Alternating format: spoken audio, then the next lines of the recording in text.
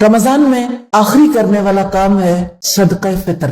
صدقہ فطر ادا کرنا فرض ہے۔ سیدنا عبداللہ ابن عمر رضی اللہ تعالیٰ عنہ نے بیان کیا، رسول اللہ نے فطر کی زکوٰۃ 1 سا کھجور یا 1 سا جو کو فرض قرار دیا تھا۔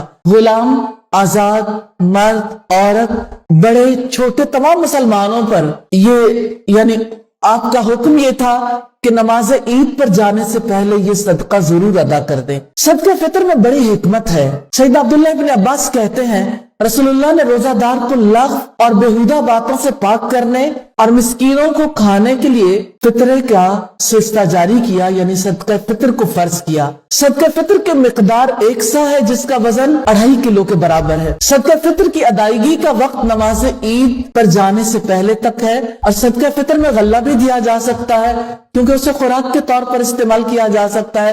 جس چیز کو بھی خوراک کے طور پر استعمال کریں، گیہوں، چنے، جو، مکی، باجرہ، جوار، چاول، یعنی جیسے کھجوریں ہیں، کشمش ہے، کوئی بھی چیز 2.5 کلو ایک فرد کے لیے۔ صدقہ فطر میں نقد قیمت کی ادائیگی کے بارے میں رسول اللہ کی احادیث اور صحابہ کرام کے طرز عمل پر غور و فکر کرنے سے واضح ہوتا ہے کہ اس دور میں نقد ادائیگی نہیں ہوتی تھی، نقد نہیں بلکہ غذائی مواد کی صورت میں ہی لوگوں تک سب کچھ پہنچایا جاتا تھا۔